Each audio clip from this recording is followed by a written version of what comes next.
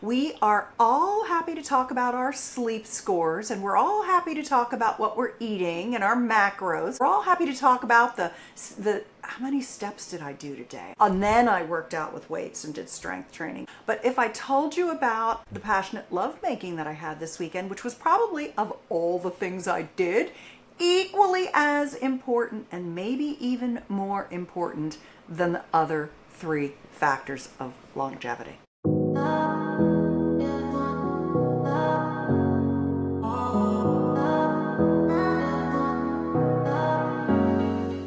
Welcome to Hack to Health, where we help you live younger, longer. I'm Joe Steele, and today we're tackling a topic that's often hushed, but packs a punch for your health span. Sexual vitality, or what our guest calls your sex span. Susan Bratton, the intimacy expert to millions, transformed her own marriage from a breaking point to a passionate, life-giving bond. With her science-savvy take on pleasure and functional wellness, Susan argues that your sex span isn't just a bedroom bonus. It's the fourth pillar of longevity, alongside exercise, nutrition, and sleep, driving stress relief, energy, and a longer life. Get ready to bust myths, uncover science, and grab practical tips to ignite your vitality. Good afternoon, Susan. How you doing? I appreciate you taking the time to join me today. Joe, it is nice to see you. And I had to do my hair nicely for the show today. What I really wanted to do after my workout this morning was go jump in the water at the beach. But I'll do it later because you are totally worth it. I saw you speak at an event and I was like, wow, I was hooked. You're such a great communicator. Thank you. Yeah, it's interesting because when you teach sexuality, which is what I do, I'm an author and publisher of passionate lovemaking techniques and bedroom communication skills. And this is my second career, and I've devoted the second half of my life to helping people do what I call transform having sex into making love. And that my style, my brand of teaching is really what I call heart-connected, conscious, passionate lovemaking. But what I found over the years is that a lot of people are afraid. There's a lot of fear around sexuality that comes from shame and repression and a lack of information. When you don't know enough, you are afraid. And what I found over the years was that my Trojan horse into teaching people the skills to be a really good lover and to have a sex life that keeps getting better over time is to take the Trojan horse approach of health, to teach people about intimate wellness and how to extend your sex span to extend your health span. And it's funny because when you enter into the conversation with people about sex is good for you, you have to right away, if I started telling you and I've got a really interesting new weird thing to tell you that I just read from a girlfriend of mine that was fascinating. She's a hormone scholar. I got to tell you about this, but it's about oxytocin, but and aging, longevity. But what I realized is I want to tell you all the reasons sex is good for you. But if that's what I started with, a lot of people would be like checked out of the conversation because they feel like having a good sex life is such a hurdle for them that they're almost like, well, I guess that I'm not going to be doing that. I guess I better drink double green juices and snort some stem cells because, my husband won't have sex with me or my wife won't have sex with me or whatever. And so I've had to kind of almost like toggle people's nervous system when I speak to them. Like, this is the meta of what I'm going through when you see me speak, is I want to give you tools that give you the confidence to build that bridge to pleasure with a partner or solo pleasure. At the same time, I'm telling you why it's worth the effort to do it because the payoff is so huge. And that's a lot to balance, Joe. I've got hard work to do out here being a sex expert. Do you think it's easy? It is not easy because people have big defenses up around their trust and all of that kind of stuff. That's a long way to say thank you for having me on your show to talk about this really important subject, which I have begun to call the fourth factor of longevity. We are all happy to talk about our sleep scores, and we're all happy to talk about what we're eating and our macros. We're all happy to talk about the how many steps did I do today? I did almost 1,500, up, down, about 120 a time, side to side, ice skating, backward, 2 at a time, etc. Super steep on the beach. And then I worked out with weights and did strength training, right? Happy to talk about that. But if I told you about the passionate love making, and I would, if you asked me, I'll tell you what I did this weekend. It was beautiful. The passionate love making that I had this weekend, which was probably, of all the things I did, equally as important and maybe even more important than the other 3 factors of longevity. Where did you start getting into this overall health and longevity, sexual vitality? How does that shape the mission, and how did you start this revolution? I was married to Tim, my husband, Sir Tim, a prince among men. I've been with him 34 years now, and we have a little girl like you do, but she's 28. And about on our 11th wedding anniversary, I said to him, things aren't going well for us. You know, I love you, but I don't feel like you're in love with me, and I don't feel like I'm in love with you anymore. I can tell that you're emotionally checked out of the marriage, and it's not going well. And he was just so angry at me because I was really avoiding him for sex. And I had had sex with him for 12 years, dutifully. It was not really pleasurable for me. I liked it when I first met him, but I quickly grew tired of it. I'd never had an orgasm from intercourse, and really that was what we did, was intercourse. You know, like most people, we think sex is intercourse and everything else is foreplay. And for women, now I've come to learn, and this is a big part of what I teach people, is about everything around engorgement, erectile tissue of the genital structures, all the way into nitric oxide and, you know, all of the things, shockwave and penis pumping and all the stuff that red light therapy and all the rejuvenation and sexual biohacking things I talk about. But what we didn't understand was that there was nothing wrong with me, and that all orgasms, and I've been researching orgasms now for decades. There are over 20 kinds of orgasms the human body can have, and every one of them is a learned skill. Learn how to do them. So if you don't even know that you can learn it, or you don't know that they exist, you end up where Tim and I ended up, which was we didn't know how to manage the human operating system in a way where I could have orgasms from intercourse, and then it just made me not want to have sex. It felt like a chore, what I called mercy sex. And he didn't want mercy sex, and so we decided that, you know, we loved each other. We had this beautiful daughter. We were very good together. We had good friendship. We liked everything about each other. We just had this one issue. And you know what they say, Joe, it's sex or money almost all, unless you married, God, if you married a narcissist or a sociopath, they're out there, right? But for generally, people are very loving and kind, you know, and it was just so interesting that the minute, what we did to repair it was we did a number of things. Everything's multifactorial. And so we went to therapy. We got really honest with each other. We went to sex workshops, and we started treating each other the way we wanted to be treated instead of the way I wrote this book. It's one of my most popular books. It's called Relationship Magic, and it's not even a book, it's a workbook. And for your listeners, if you don't go to Amazon and buy it, you don't need the printed mailed copy with the, you know, all that stuff. You can just go to myrelationshipmagic.com and get it.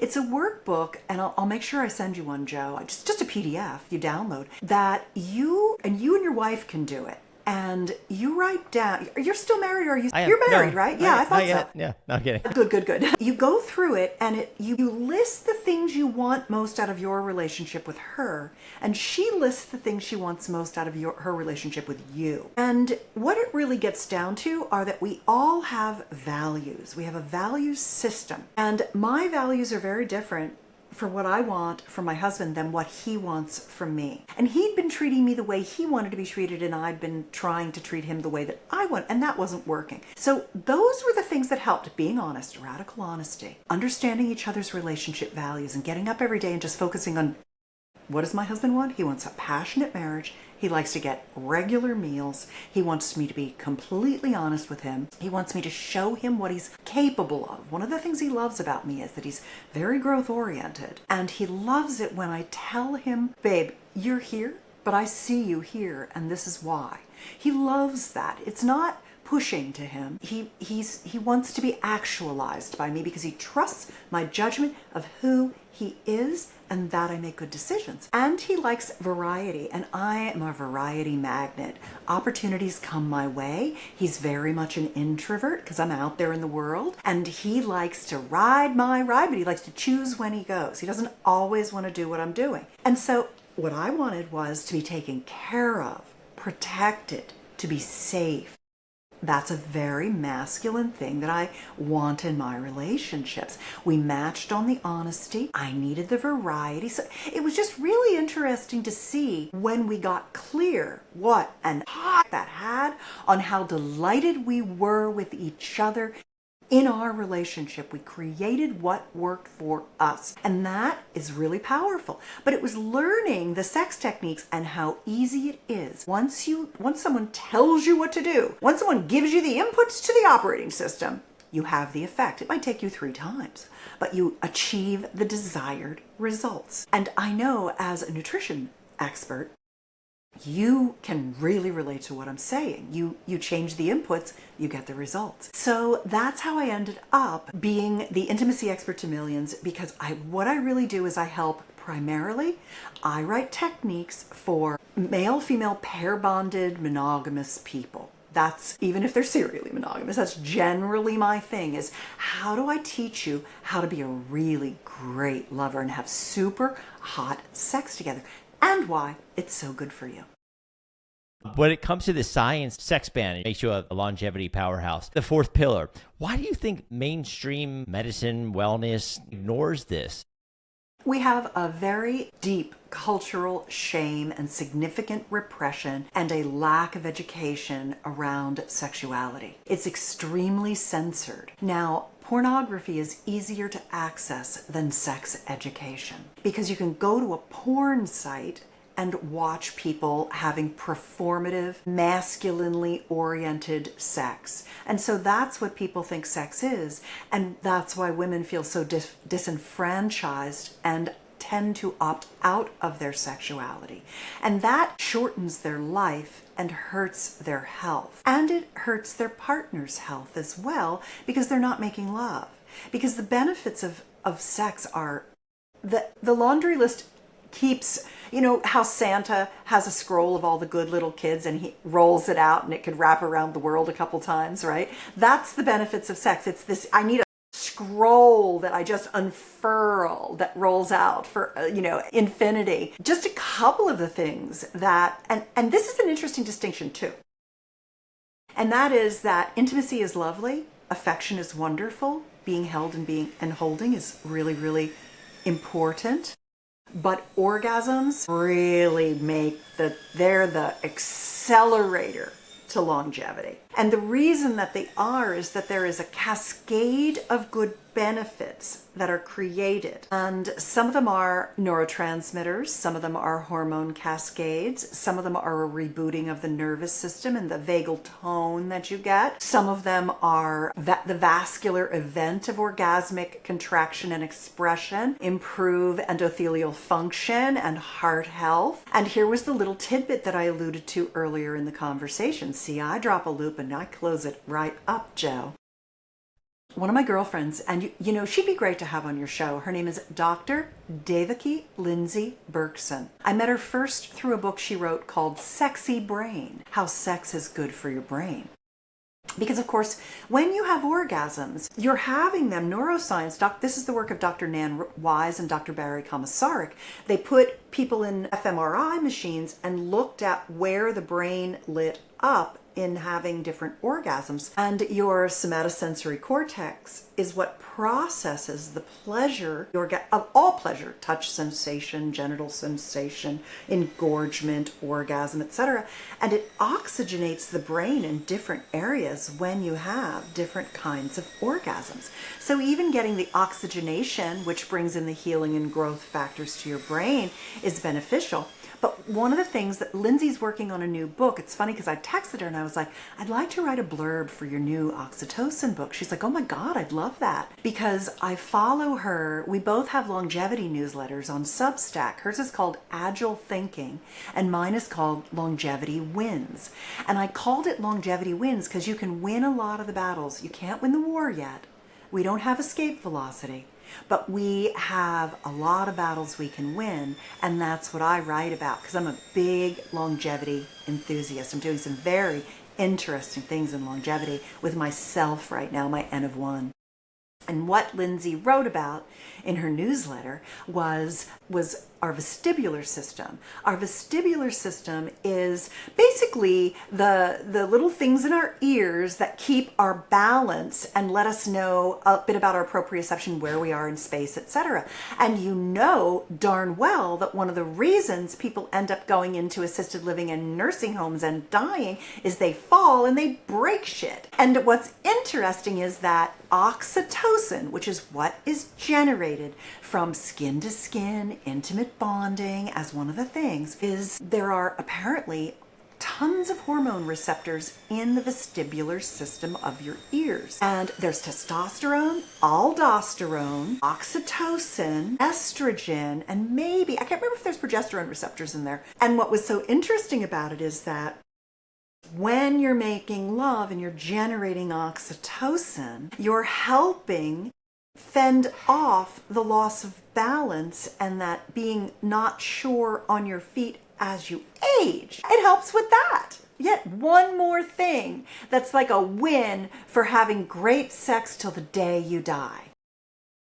A lot of people will say it's just when you get older, people's sex drive goes down, or no, not elderly people, right? And obviously you said you've been married a few decades. What do you say to those skeptics that are out there saying it's just a sign of getting older and you just kind of roll with it? Well, I think people who have that mindset are not listening to your show. And they're not tuning into my talks either. And that's because the people who are listening to us right now are the people who say, I'm fighting against atrophy. I'm fighting against mitochondrial dysfunction. I'm fighting against sarcopenia. I'm fighting against memory loss. I'm doing everything that I can, those 4 factors of longevity. I'm fighting everything that I can to maintain or repair injuries that occur. One of the things that I like to say about myself is that I'm like the old Timex watch commercial. I don't know if you remember their slogan. It was takes a lickin' and keeps on tickin'. So anything that happens to me, because, shit happens. Like I literally got a traumatic brain injury that wrecked my vestibular system in Russia in 2017. And I lost my lower peripheral vision and my balance. And I'm still doing work to repair that trauma. I've done 35 hours of hyperbaric oxygen. I do all kinds of stuff in my workouts, standing on one leg, Russian deadlifts, all kinds of stuff that are always working on my balance. And I think it's a mindset thing. And if a person knows that they work their muscles and if they keep them strong, they're going to live a longer, healthier, happier life. And if they get the suggestion, oh, did you know that your sexuality is also one of the things that is a factor in your longevity? They're open to that too. These are the people who are fighting against the atrophy. If you're talking to someone and they say, I've been in this marriage and I don't really think we have a problem. I think everything's fine. But say they do your worksheet and they start to check and go down it and start to realize, are there quiet red flags that the average person might not be attuned to that they should be paying attention to? Yeah. So there's a couple of things. One of the things that I think really helps people, if you think about your sex life, it's a combination of 2 things that create desire. One is trust and safety. You have to feel comfortable being vulnerable with your lover. The second is variety and novelty, doing new things together and being on a path of continuous improvement. And this is why I like people who are health oriented, because they're oriented toward continued improvement. So are entrepreneurs, so are bodybuilders. I mean, there's a certain psychographic cohort of people who are lifelong learners. And if I can find the intersection of someone who's a lifelong learner with someone who wants to become a better lover and realizes that everything that they know, that they just keep getting better the more they learn, that's a really good person that would follow me. That's my kind of following, is that person. And it's because the variety and the novelty need to stay present in a relationship to have sex continue to be pleasurable. Most of the time what happens is that people don't have very many skills, and they've only ever looked at porn, or they're following what they see in the movies or things like that, and it does not sustain their sexual satisfaction. So I've created, over the decades of doing this, what I call erotic play dates. And I learned this from one of my mentors. I have published 44 books and programs. 34 of them I've written myself. 10 of them are the work of my mentors whose lineages I carry on. I carry on an expanded orgasm practice. I carry on a lot of different specific techniques that elicit the response that you're looking for. Like ejaculatory choice is a really important one. Becoming a full body multi-orgasmic man who can separate ejaculation from orgasm. It's literally just a learned skill and practice. A male orgasm is not an ejaculatory oriented release. That's just what we see, and so we think that's what it looks like when you orgasm. And yes, it's a good one, and I recommend guys ejaculate as frequently as it makes them feel good, because for some men, when they ejaculate, it makes them feel sad, depressed, and tired, and it robs them of what often is called their chi, because ejaculatory choices comes out of Taoist practice work, 2,000-year-old work. But for some men, ejaculating every day feels good for them. And the studies, the longevity studies that show that sex is good for you, a lot of them are men's studies around ejaculation. So keeping the prostate muscle contracting keeps it in good shape, and moving the seminal fluid through keeps that tissue in good shape. But you've got to try new things if you want to keep getting better in bed. And erotic playdates are the way to do it. So I put together something I call my sex life bucket list, so that as a couple or a solo practitioner of pleasure, you have this kind of bucket list of things that you're interested in trying or doing new. Put it together. It's at sexlifebucketlist.com, and you get a downloadable PDF that you can print out, and then I give you a video, and you can watch it with your partner. You can crack it open in your laptop on bed or prop it up on your phone and watch it. And I go through 48 different erotic play dates, and I tell you about them. And so many people have said to me, man, I didn't even like, I kind of knew about a lot of them, but I didn't really think about, oh, I could learn how to do this. Like, I'd heard of it. It was vague for me. Or there were things on there that I have never even heard of that sounded interesting to me. And then there were things on there that were like, we did that once and that was fun and we never did it again. Let's do it again. So when you get your bucket list, what you do is you essentially mark each one of these things in A, a B, or a C. A is definitely going on my bucket list. And it's fun to do with your wife, because then you can see what's on her bucket list and what's on yours. B's are, well, it wouldn't be something that I want to do, but babe, if you want to do it, I'm going to do it with you 110%.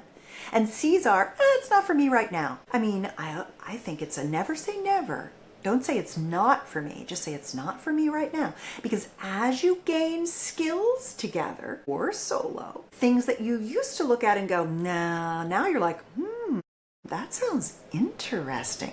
I think I'd like to try that now, because you're on a mastery journey of your sexuality, one of the 4 factors of longevity.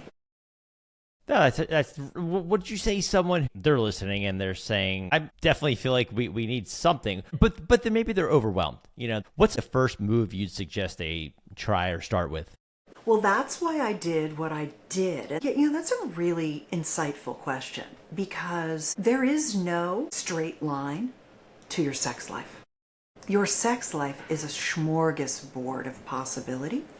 And is interesting to you right now is not interesting to your best friend or your wife or her best friend. Everybody enters into this. I think about your sexuality like a sphere, and it has all these little facets on it that are like little mirrors into different aspects of your life and your experiences. And when you look at the ball of sexual possibility, that thing is of interest to you. When your wife looks at it, this thing is of interest to her. Some people come to me and they say, I want to give my husband an incredible blowjob. I want to go down on my wife and make her come for hours. I want to learn how to have orgasms from intercourse. He's ejaculating, but I'm not orgasming. I'd like to find my G-spot and de-armor it and enjoy the experience of female ejaculation. I'd like to become a multi-orgasmic man and gain ejaculatory choice. I'm interested in seeing my wife in lingerie and really sexy high heels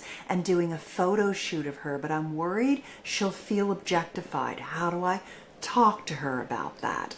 I could go on and on and on and on. I have 48 in the sex life bucket list that are my basic ones to start with.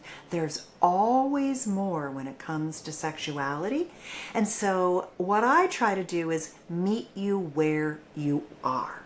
There's no linear progression. Are there things you should be paying attention to with sexual vitality and should be tracking?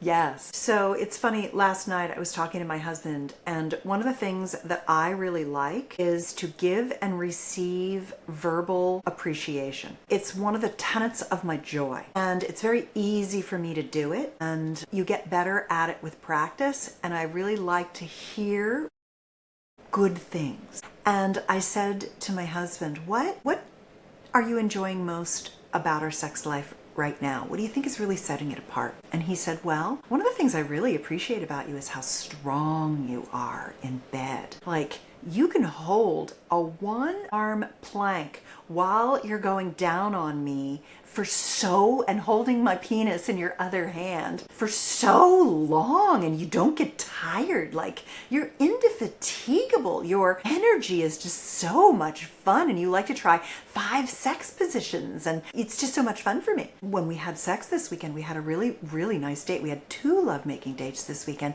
and one of the things that I noticed was how strong and pretty my body is right now. And I'm 64 years old, Joe. I'm 160 something pounds. It's a lot of muscle with some fat on top. I've got a little tan because it's the summer. I'm strong. I just love my body right now. I love my body right now more than I've ever loved my body. And when I was 35, I used to think my boobs were ugly and I was fat. I look back now and I think to myself, oh my God, you squandered your youth, you dummy. But I'm glad that I finally have achieved this level of personal satisfaction and self-acceptance. So I think there are so many lovely things that you can really appreciate about your sexuality and encouraging each other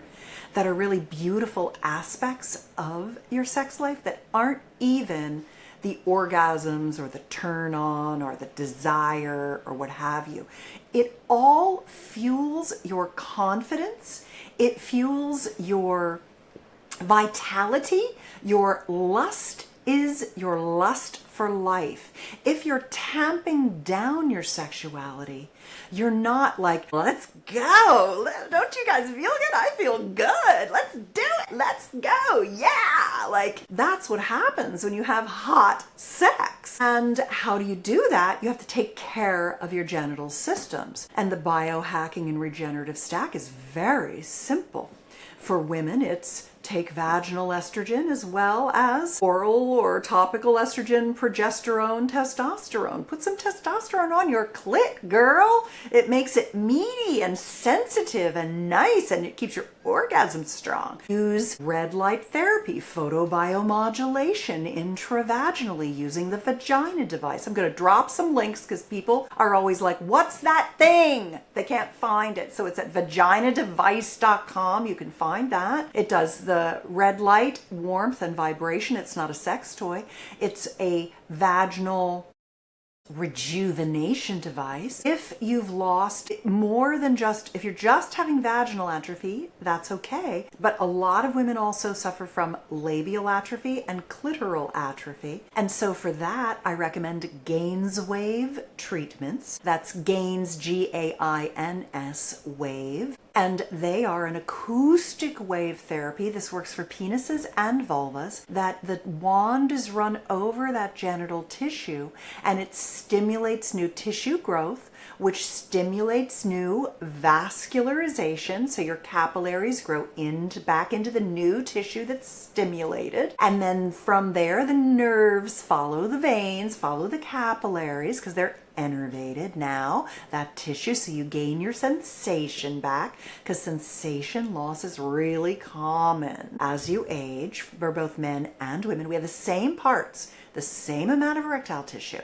Same things happen to both of us. ED is not a men's problem. ED is a Homo sapien problem.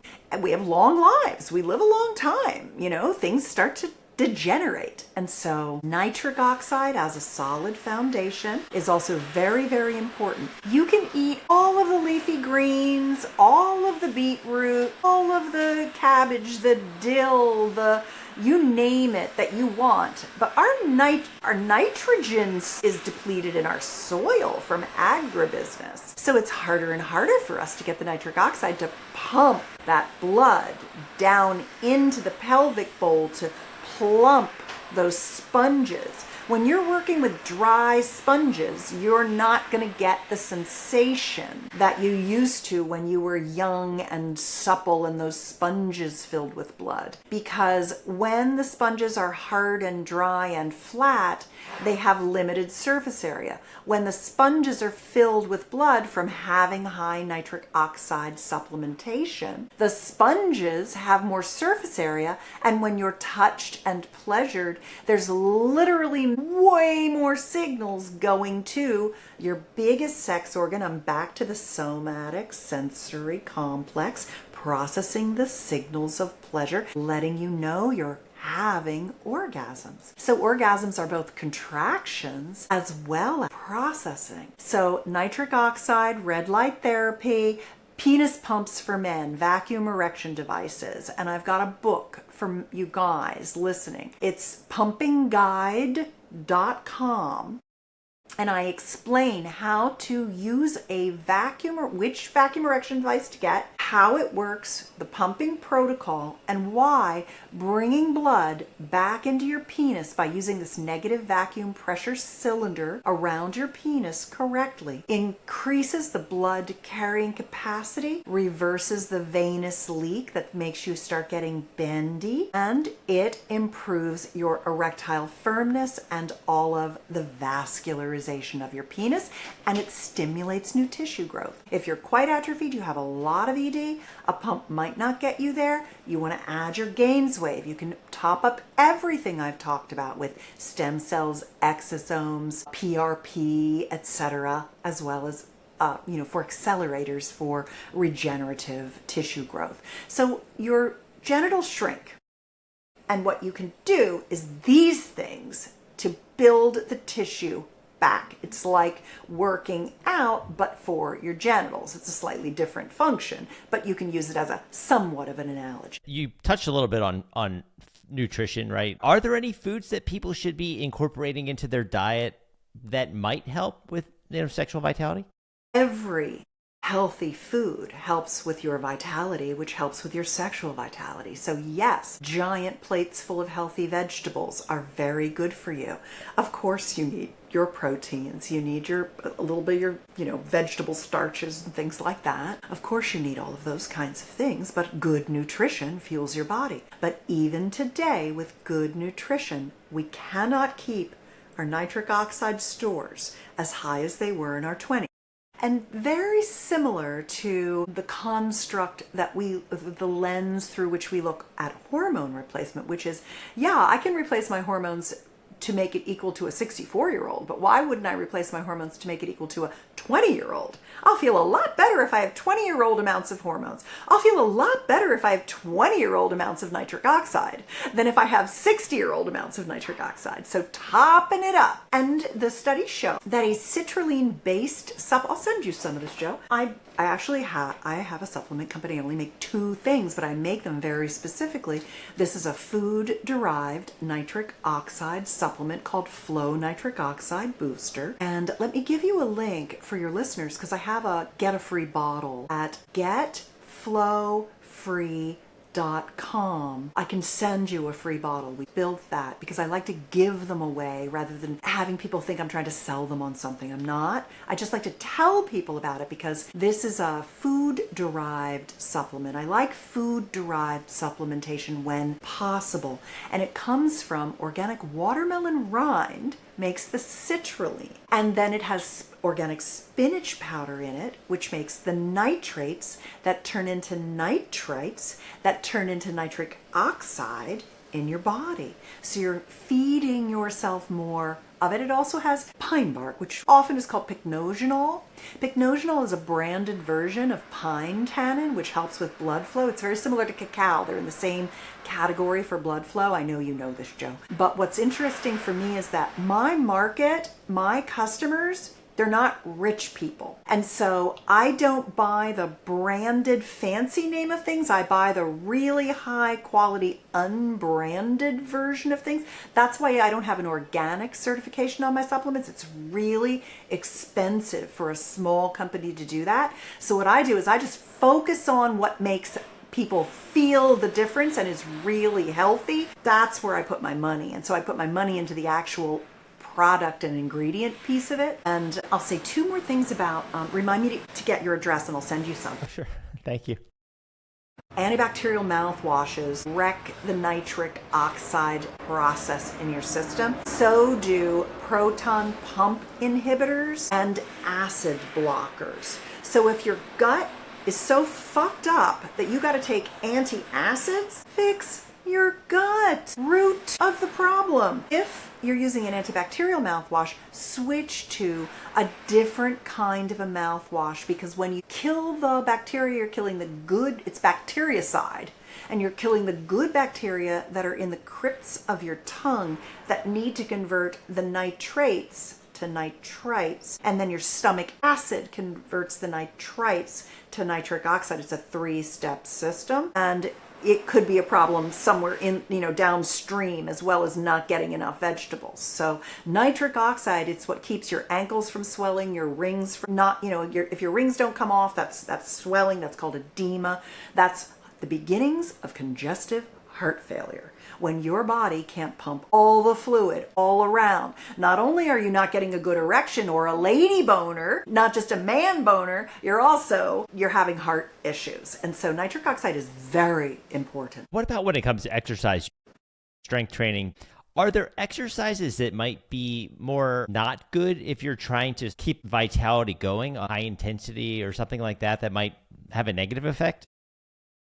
I think a good solid exercise program of strength training with high intensity intervals of some kind is very important. I mean, whether you're just going to do some farmer's carries with some 30-pound weights up the hill behind your house, or the beach stairs like I do as well, or you're going to do your bicycling and try to pull some hills, anything that gets you your heart rate up and gets you, in your zone 2s and in your zone 3, those are all good things for you. You got to pump that heart. You got to move that blood. You got to move that ass. You got to shake that booty. Strength training on top of it all. You've got to go. You got to glide into midlife and beyond with muscle slabs on there. That's the goal, is get that muscle going. And I think the reason that my husband loves, that he commented on how fun it is to have sex with me, because I like to do different positions and, that kind of thing. It's just because I've got the energy and the strength and the stamina. I mean, a big part of sex is stamina, right? It's being able to last as long as she wants you to, Right? Exactly. And, she's going to want you to last longer and longer as she learns how to have orgasms from intercourse, because she's going to want to come and come and come and come and come and come and come for you. And that's just such a lovely experience for both of you, that the stamina is very important. Any labs or tests they should be running to look into this any further? Well, of course, there's hormone tests and all of your regular tests, your CRP for your inflammation and all of your LDLs and everything for your heart health. All of these things are very, very important, as are things like organic acid test for understanding if you're missing any important supplementation. Certainly, I also like things like True Diagnostics, Glycan-Age, the DNA company, for measuring, all of the different aspects of your telomere length. You can measure your telomere length. Like, the sky is the limit as far as the data that your personal health dashboard. I like to have as many of those metrics as I can, but I also like to outsource them to my doctor. So my doctor, his job is watching my labs, getting my labs and watching them for me. I don't have to do that. And that's not something I'm interested in. I keep tabs on it through him. But I'm very lucky that I ended up having a doctor who is really a numbers guy. And he watches over all of that and orders my labs and knows when I need them and keeps track of everything for me. So I love that. And a lot of times people don't necessarily think, they get overwhelmed. They're like, oh my God, I got to get all these tests and I don't know what these numbers mean. And what am I going to do with all this data and that kind of thing?